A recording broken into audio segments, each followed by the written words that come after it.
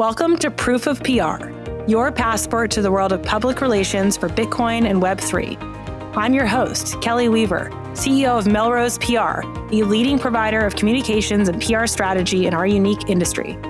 Get ready for an inside look into the future of finance, technology, and entrepreneurship from those driving innovation in the space. Join us as we learn how they generate headlines, cut through the noise, and grow their brand awareness through media placements, press mentions, and thought leadership. These are the stories behind their success. This is Proof of PR. Hi, everyone. Today, I am joined by Jacquelyn Melinek, who is a senior crypto reporter and host of the Chain Reaction podcast at TechCrunch.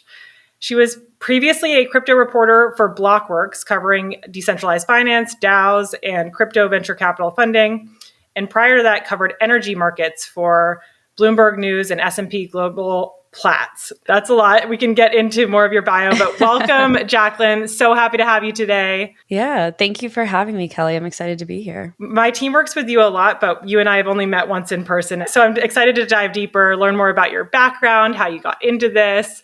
I know my team loves working with you, and I enjoy reading all of your articles. When did you first start reporting in the crypto and blockchain space? It was over 2 years ago at this point. It was June 2021. I think I have that month correct. I was covering energy markets before, like you mentioned, and I wasn't really obsessed with it. I found it kind of like outdated, repetitive, and there wasn't a ton of innovation. And it was it was controlled by like Exxon, Chevron, those big companies, and that was just kind of the reality of the energy markets. There were no new big players coming in, or new small players for that matter. So I shifted to crypto because I had like a personal interest in it. And yeah, I was at Blockworks before TechCrunch. And after about 9 months, I moved over to TechCrunch. I really feel like you've brought such great crypto coverage to TechCrunch. I don't remember before that there being such an emphasis on that. Were you like one of their first time crypto focused staff reporters? So they did cover crypto before. I know my boss has been covering it for like 10 years, but there were two other reporters who did it. And funnily enough, they actually ended up leaving, I think like 6 months after I joined for other endeavors. But they covered crypto too, but they were building out the coverage. So I was hired to help build out the coverage of it. We kind of wanted to make it more well-known that TechCrunch was covering crypto. And I think it kind of like points to the significance of the industry that we need coverage of this, and it can't just be someone covering it on the side. It needs someone dedicated to the beat, understand it, and really be in that space. So yeah, it's kind of what I was hired to do at TechCrunch. Well, it's been awesome to see that, and it's great to see, a outlet like TechCrunch with so much cachet really building out this. I mean, you do such an amazing job of covering the industry and all the twists and turns. But it's fun for us as a PR firm focused on this to have sort of mainstream tech outlets covering this full time. Then that wasn't the case more than 2 years. I mean, you're right. TechCrunch covered crypto, but it wasn't like it wasn't all the time. And it had to be really huge announcements in order to kind of break in. Yeah. When I was at Blockworks, when I joined, I think I was like the fourth reporter they had there. They hired like three of us at the same time. So I was between like the third and fifth, however you want to look at it. But I remember when I became a crypto reporter, there really weren't any outside of crypto news outlets. Like you would see only crypto reporters at Blockworks, The Block, CoinDesk, etc., any of these companies. But when you look at big names or even these tech-focused companies like TechCrunch, you didn't really think about them having quote unquote dedicated crypto reporters. It would be like a finance reporter on it or a startup reporter just taking a story on it. But it was never people who are solely dedicated to crypto until that summer when it was kind of, I guess, like the NFT boom or the bull market was in full spring or whatever. It's all kind of a blur, but I felt like that's when things started ramping up the summer of 2021 when regular newsrooms, quote unquote, actually took it seriously and we're hiring full teams dedicated to this. 100%. Completely agreed. And it's been so fun for us because all of a sudden we can branch into, it's not just crypto trade publications covering this day in and day out, What was it like moving from obviously Blockworks is a crypto trade publication to TechCrunch, where the audience is probably quite different? Blockworks at the time was a smaller startup. I think there were only 13 people when I joined, and now They have over 50, last I heard. And it was really fun to be a part of a startup. I came from, as you mentioned, Bloomberg and S&P, and being a part of massive newsrooms is a very different experience than a smaller newsroom, especially a startup. And at that time, it was a really small company. Obviously, Blockworks has done really well for themselves and they're bigger now. But even now, they're still considered quote unquote small compared to like newsrooms with thousands of people. And so for me at the time, I had to do a lot of heavy lifting and write a ton of stories. But it was also really rewarding because you could tell when someone was out for the day or on vacation because that's how much emphasis you had because the newsroom was so small. And you also had a say in helping direct the editorial, what the coverage was. Obviously, we had our editors kind of like guide that ship, but we also were heard. And I feel like when you're in big newsrooms, sometimes like you just have to do what's told and that's it. With that said, I don't think that's the case with TechCrunch. You know, I love my job here and it's very independent. So I got to carry with me the ability to pick my stories for the most part. Like, obviously, there's some crazy breaking news. I'm going to have to cover it. And I want to cover it anyways. But at TechCrunch, it's so independent. There's no one like over my shoulder making sure I'm doing things. They know that I'm doing things. You can see the articles come out all the time. So there's a lot of trust and there's a lot of focus on hiring people who understand newsworthiness and know what makes a good story, opposed to like being assigned things. And I really love that because it's given me a lot of autonomy over what I cover, the industry, and how we approach this space. I think TechCrunch is really special in that way. And we also get to have a little fun when we write stories. I have a newsletter that goes out weekly, and my newsletters are definitely a little more playful than the average story. The headlines are a little more snarky, maybe I could say. But it's just like about being yourself and putting your character into these things. And I really do love that about TechCrunch. And some of the newsrooms I've been in, I mean, they're all extremely different. So when you talk to reporters at one place versus another, the way they approach stories or even getting them approved is completely different. And I can't speak on behalf of places I haven't been, but I do know from speaking to other reporters what it's like in other newsrooms from their perspective, at least. So. That does sound really special and unique and so fun to hear. Mm-hmm. I mean, I can tell from the way you even use social media that you really love your job and that... I'm a free bird. Yeah. Speaking of social media, how does social media play a role in your day-to-day? Like, how do you use Twitter and other channels? And, you know, how does that influence your reporting, choosing of stories, all of that? The Twitter thing is crazy to me because when I started covering crypto, I had like this account I made back in college for work. They were like, you need to make a professional Twitter account. And I was like, okay, sure, whatever. And so it was just, you know, a couple hundred people following each other that knew each other. I had like 300 followers.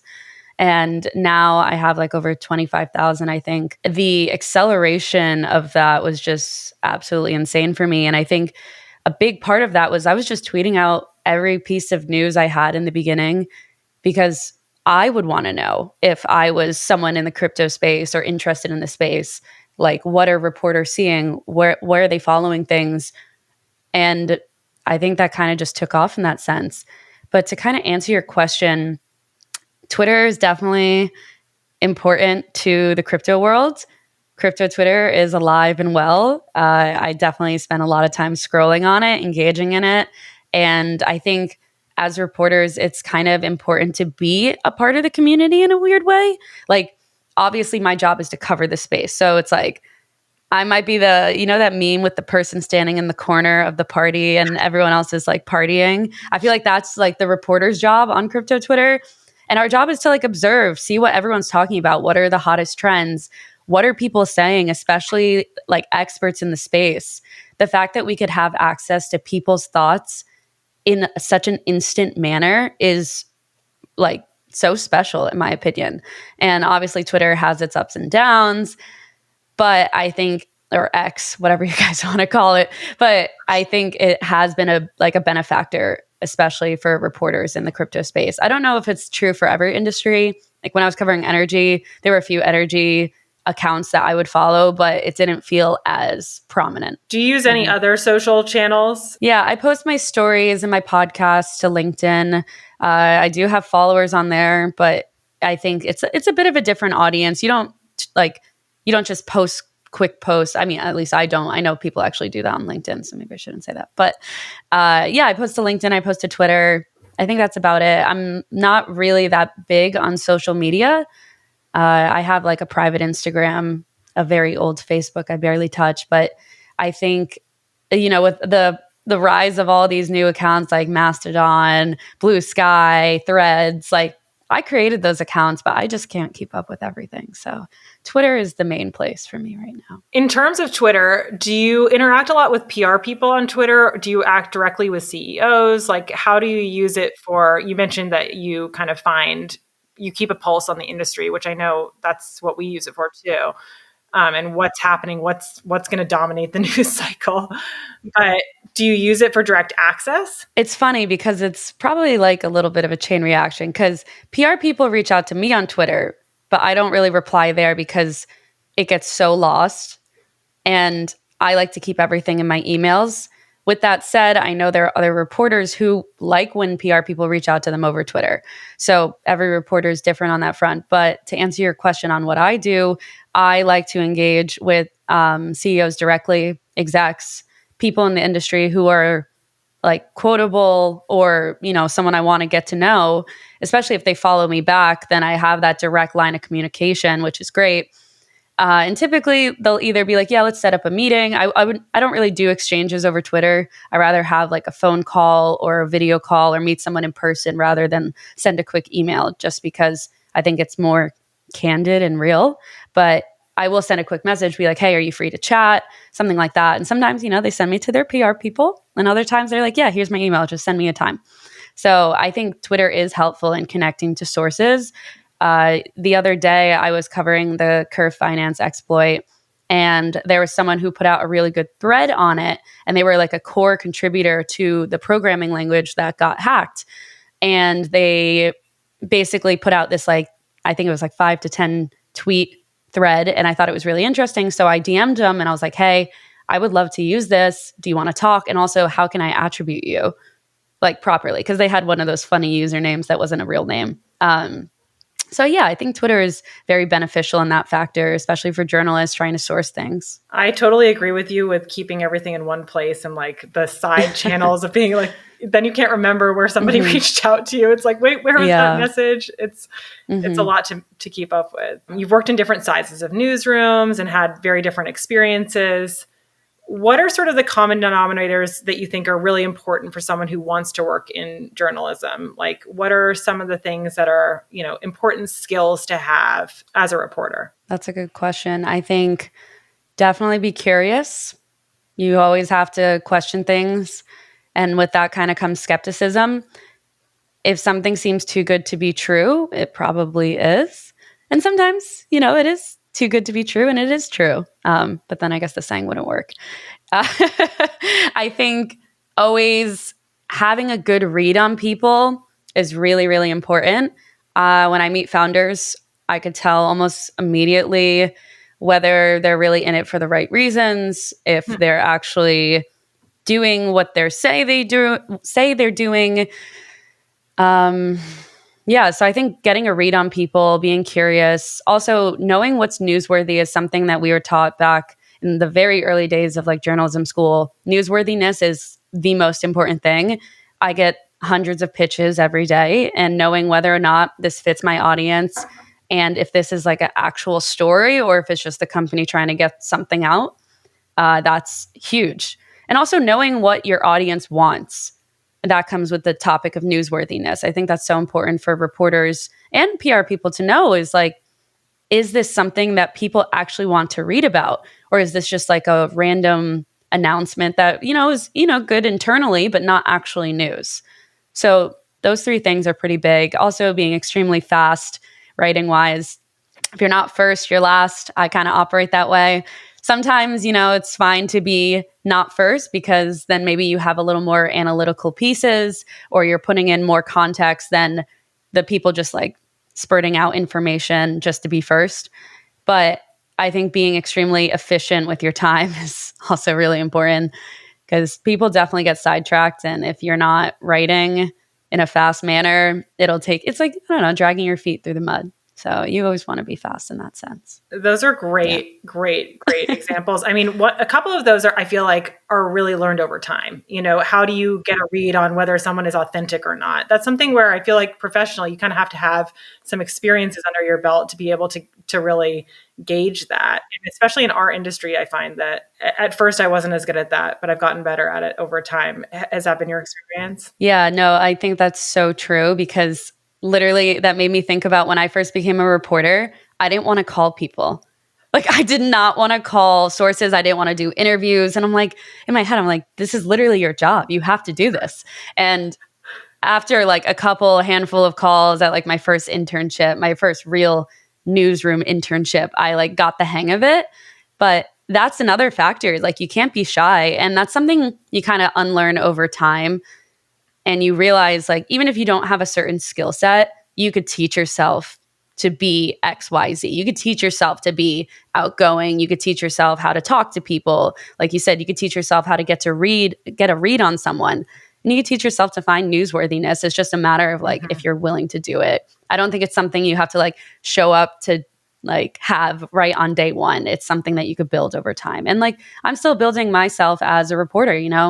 I think I write great stories for what it's worth, but I also know there's always, thank you. I think there's always room to grow as well. And I welcome that. And I'm excited about that, like seeing myself progress over my career for sure. I mean, it really, you can feel it from the writing that you do and also just this conversation, but it seems like you really love the subject matter, or love reporting on it at least. How important is that, do you think, in terms of your day-to-day drive? I mean, you have all this autonomy, so you really immersed yourself into the industry and have all these relationships and a true pulse. But I feel like that's probably because you care about it. That's a really good point. And you're not the first person to say this to me. That's why I was kind of laughing. But I'm very fortunate and lucky that I found a space that I really do enjoy covering. I'm interested in it. I find it super innovative. And also a little challenging at times. It's not perfect. It's definitely not perfect. But I really do love covering it. Even with its like major flaws, there's also, major benefits to this technology, in my opinion. And I think not every reporter is passionate about the industry they cover. I wasn't very passionate about covering energy. And had I not really pushed myself to find a new job, I probably would have still been in that beat. So I think it really depends on the reporter. And of course, you could definitely tell who really loves covering whatever it is. Like, I follow this retail reporter on Twitter, and she loves her job. She loves going to the mall and writing stories about what's going on with like Gap or Peloton or things like that. Yeah, and you could totally see that. And I think it makes you a better reporter, but I don't think you need to love the industry you cover to do your job, I guess. Yeah. I mean, I think it makes it more enjoyable, obviously. Yeah, definitely. You mentioned that you like to get on the phone or get on a Zoom call with your sources. How do you usually set those things up? And do you like to have those before you start using people as a source, for quoting them in stories over and over, like intro chats? Do you make time for those, or is it kind of a waste of your time? Like, how do you use those types of conversations? Yeah. So I used to do intro chats when I was at Blockworks because I was new to covering the space. And it's a really great way for reporters to meet people initially. I think all reporters and all new founders, if you're just starting to get into a beat, you should do the intro calls. But as time went on and I've started to, have like a massive Rolodex of sources, and also like my workload has just gotten a lot more crazy, I haven't done intro calls in a very long time. But I will take on new sources, of course, whenever. And that's kind of my way of doing an intro call. But instead of it being like hey, what's your company about? What do you like to talk about? It's more like I'm quoting you directly for the story I'm working on about like Web3 security or NFTs. And sure, you could tell me about your company during that call, but it's not really just an intro call, if that makes sense. I know some people still love doing intro calls. And when I'm at conferences, people stop me all the time to talk about their companies. And I consider that like an intro call. And I welcome it in person, but I think with my schedule on the day-to-day basis, when I'm not at conferences, I just really don't have time for intro calls, which is, a shame, but it's also by choice. So how on earth do you manage going to conferences and your day-to-day job? I mean, I've seen that you've flown all over the world in the past 6 months. How do you do that? Waking up early and making time. I don't know. It's so hard. It sounds so silly, but I'm thinking about the most recent conferences I've gone to, and basically I could be, doing a panel, or I could be interviewing a bunch of people, but then I have to remember, you need to get this in by this time. So I will remove myself basically from the environment I'm in, whether it means going back to my hotel room or going to a quiet corner and just forcing myself to focus. Again, that kind of goes back to the theme of you need to be extremely timely and fast and efficient. And at conferences, it's definitely way, way, way harder. And I think for me, my focus at conferences is to kind of interview people more and then maybe cover it later. But then again, if there's breaking news, I have to cover that in the moment. Or if I have other commitments, like the newsletter, the podcast, etc., those things always come out regardless of where I am. So I think it's also just making sure my schedule has time to do my normal day job on top of attending the conference. I mean, that's a lot of self-discipline, because it is so easy, I find, to lose track of time in those types of environments where you're just whoa, wait, it's 2:00 already. Wait, I need to do something. No, that's definitely real. I feel like I lose track of time all the time. And it's also if you're in a different time zone, it's even more confusing. But well, you've navigated that very well, and it sounds like you have a lot of self-discipline. Yeah, I think that's super important for this job, self-discipline. I'm sure you feel the same way with PR, right? Yeah, and also it's nice that you have this autonomy to be able to make your own decisions, because then it makes it not quite as stressful, probably. So we mentioned, the different types of characters in this industry a little bit, but how do you validate information? How do you ensure the reliability of information? Just because there's lots of twists and turns in the industry, and I'm sure that's kind of tricky to navigate, the source of truth. There's two answers to this. If I'm interviewing someone and I'm like, hey, what do you think about the market? The crypto market, I'll make it really vague. And they tell me their opinions, that's their opinion. I don't think you really need to validate something like that unless they say right. Oh, the crypto market fell this much %. Then yes, I need to go look that up, because I can't just put that quote in the story if it's not true. But if they're saying I think the crypto markets are extremely volatile because of Fed increasing blah, blah, blah, something like that, that's their opinion. So we tend to trust experts in that field. I'm not going to go ask a random guy on the street about that. I'm going to ask someone who is well-versed in the topic matter on whatever we're interviewing them for.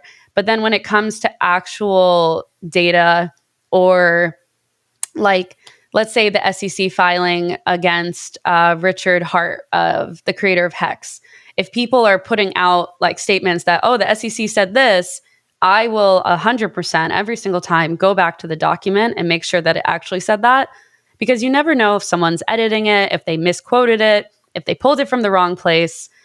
And as a journalist, it's your job to always validate information, even from other journalists. So let's say another outlet reported something, it's on me to go verify that myself, especially when it comes to numbers. And oftentimes I typically don't, let's say another company is according to sources familiar with the matter, unless it is a massive story, I don't like to take those, because who's their source? We have no idea. And you see this oftentimes, people will recycle information, be oh, Wall Street Journal reported. And yes, Wall Street Journal is a great organization and they have amazing reporters, but you don't know who their source was.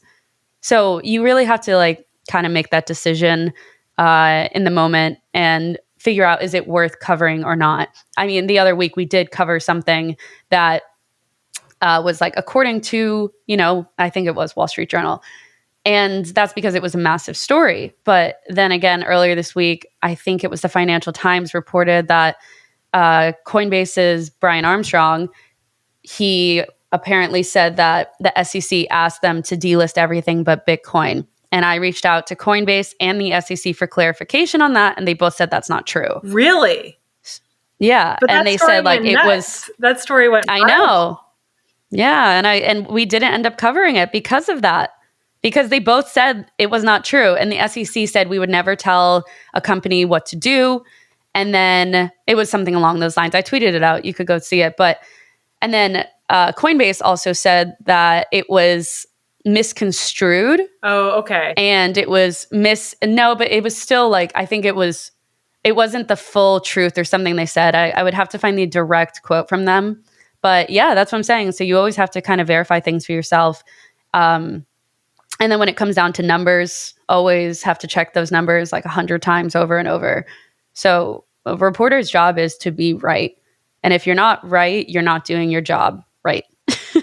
Using that word 50 times. But it's so true. I remember when I was at S&P, if you got more than one or two corrections, like you were at risk for losing your job. So it's something I take extremely seriously. How often are there corrections? Like I imagine some of it is outside of your control. Yeah. So there have been times where I've worked with PR people and they said the wrong thing in the press release. So that could count as a correction, but that's not really on me because like the original document we were given was incorrect when it was supposed to be correct. This didn't happen with your firm. Yeah. And that also, I know for me and other reporters and even my editors, sometimes like if that happens, it kind of makes us not want to work with the PR agency because it's like, how can we trust you? That's crazy that that's happened, honestly. Like there is this delicate balance between PR people and reporters. Like what are your favorite parts of working with PR and what are, I guess, like this sounds like an example of a frustrating situation where you got the wrong information. Or it was about my original question was about corrections. But if you can talk about that relationship with PR people and reporters, I think that's interesting to sort of unpack. I have really great relationships with a handful of PR people. Like there are some I genuinely kind of view as friends in a professional manner. And like I do enjoy speaking with them. I enjoy working with them. I reach out to them when I can, even if I'm not working on a story, just to like check in. With that said, I think there are also some PR people who are a little aggressive and overstep boundaries. And as someone, like, I think I'm a very nice person, so I try to be polite. But there are some other people out there who would not be as kind if they were basically like stalked on every social media platform or something like that. And I feel like it's a hard relationship because there are, as I mentioned, PR people that I really do love working with. But then again, there are some that they kind of make it like, oh, I don't like working with PR people because of this one person. But that's not fair to put everyone in a group because there's probably been on your side reporters where you're like, I love working with these reporters. And then you're like, I don't want to pitch that reporter, even though I should, because they're so nasty maybe. And I think it's kind of like a symbiotic relationship or like a seesaw of like, I know you guys want to get your client out there in the best way possible. And I know I want to get the best news story out there. And I think relationships with PR people are so important for that matter because you guys are kind of the gateway to some people. And at the same time, you also provide the ability to have access to new people that maybe I didn't know about before, like clients that you've taken on that may not be that quote unquote big name or whatever. And so I think working with PR people is important and it's definitely needed. But at the same time, some of them are not the best and they don't have the best practices. So it really depends on the firm / the people within the firm / their clients. Like it's all like these different buckets that you put them in and everyone is different, I guess. But there are certain names that I recognize and I'm like, yes, I know them. I like working with them. They're helpful. They're efficient. And then there are other names where I'm like, unless this is a really good story or scoop, I'm less likely to be like, yeah, let's do this, Do you think that, I mean, you mentioned like helpful and efficiency, like, is that, thinking of the PR people that you enjoy working with, is it because they get you kind of what you need in the manner that you need it quickly and efficiently, and they're like easy to work with and it's not so transactional? Or, what are sort of the common denominators for the things that, make it so that someone's like pleasant to work with? And, I've said this before, and I feel like following up is okay. Just follow up like once. And for me, at least, like sometimes my emails really do get lost. And when people do follow up, it's sometimes an opportunity. So I'm like, great, thank you. And then other times people will follow up like 3, 4, 5, 6 times. And I'm like, you've got to stop. Or it's like they will reach out on email and then they'll message me on LinkedIn and then they'll message me on Telegram and Twitter. I've even have people like call me on my personal phone and I'm like, how did you get that? So it's just instances like that where it's like, I don't know if there's someone above these people, and maybe you could tell me, working in the industry, like, is there someone above them that's like, you have to get this person to answer you, or these people are just that adamant? I don't know. But on the other side, I think the ones that are really helpful, sorry, I went down a negative rabbit hole. You can, hey, the ones who are super helpful. We want the truth, good or bad. The better PR people, I think, they're receptive to feedback. If I say like, hey, I'm going to pass on this, they're like, no worries. They don't like push you. They don't try and like force you to do something. And then also, if you do agree to do like an interview with one of their clients or you take on an embargo, they send it over. They're helpful. They're like, hey, do you want to set up an interview? If you don't reply, I feel like they tend to get the message. And I think it's just being respectful of like my time, and also understanding that if I don't answer, it's not personal. It's just I get hundreds of emails every day. And yeah, I think the best thing is also short pitches. Like I don't need paragraphs on paragraphs. And I think providing like good clients is always better.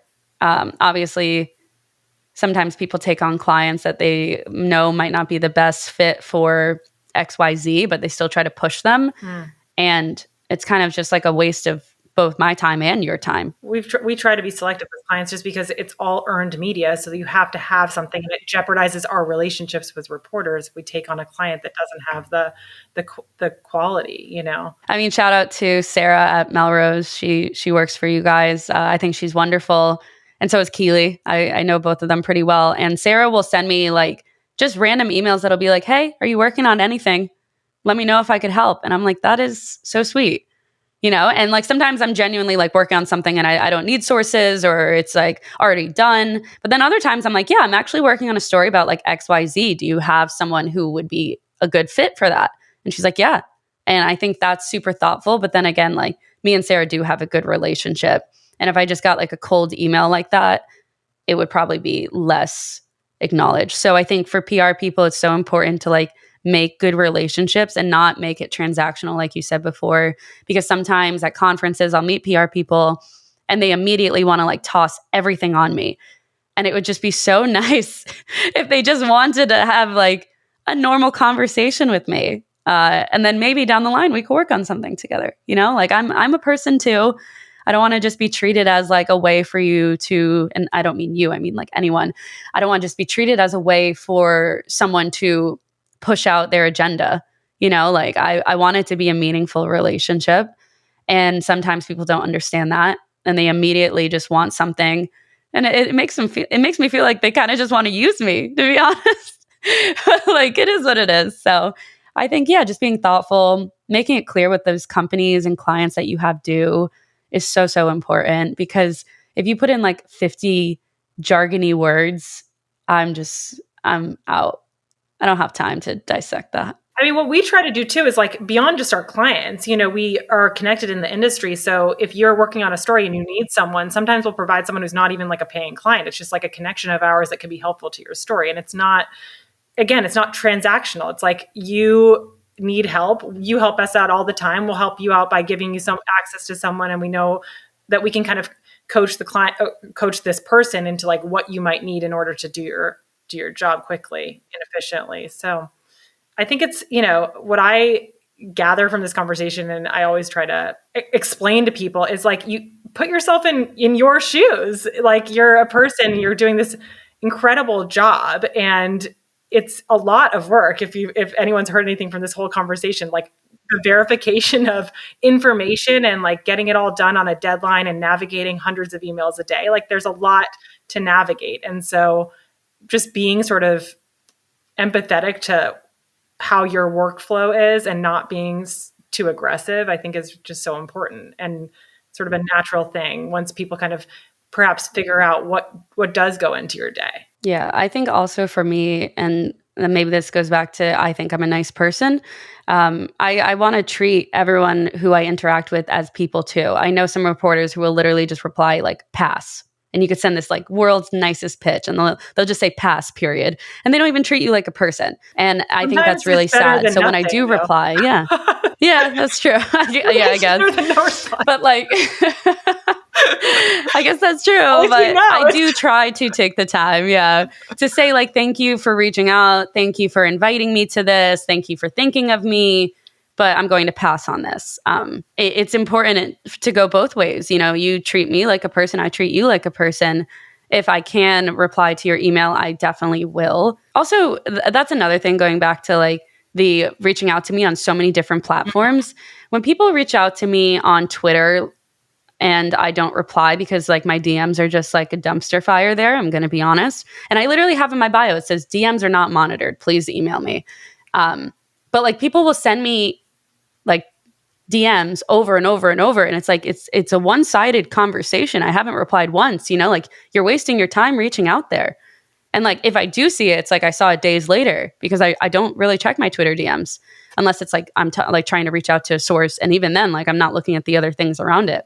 So I think that is super important for PR people to just acknowledge, like use the best avenues you have to reach out to reporters and don't try other ones because chances are they have their favorite way of interacting with comms people and they're not going to like use the other ones. Like LinkedIn DMs also, like it's so messy. I don't like the interface, but everyone's different. So yeah, it's like pay attention, read the fact that you don't monitor your DMs, you know, and then pay attention to that. If you're sending the third one, you know, make sure that that's how that person likes it.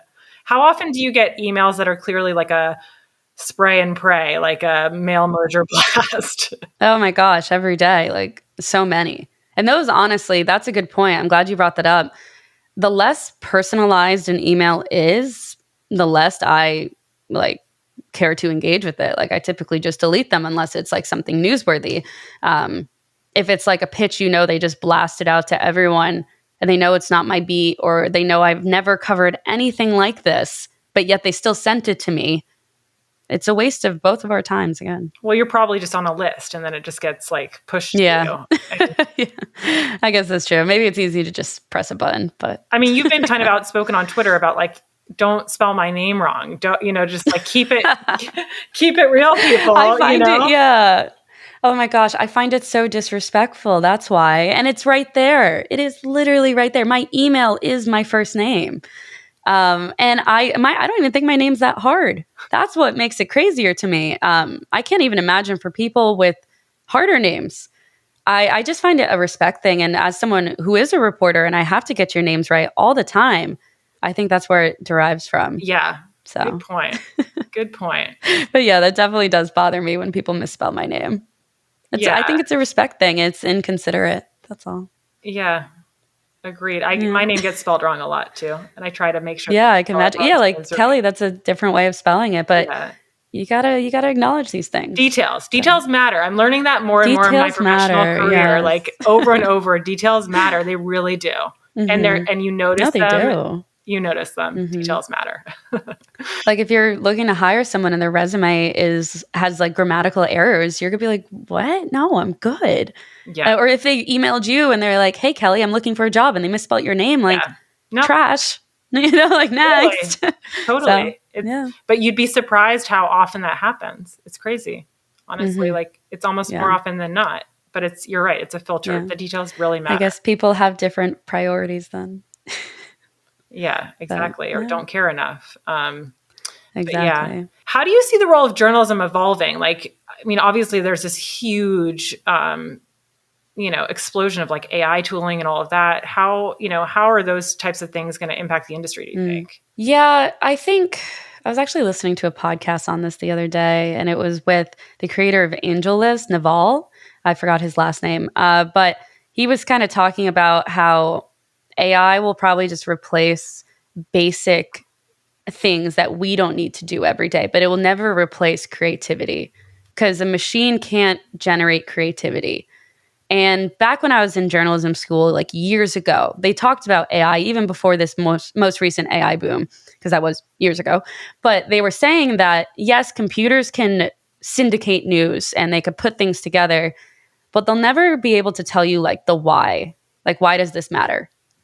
They could put out, oh, today crypto fell this much, but they would never be able to tell you like the context as to why that's important or what that means in the grand scheme of things.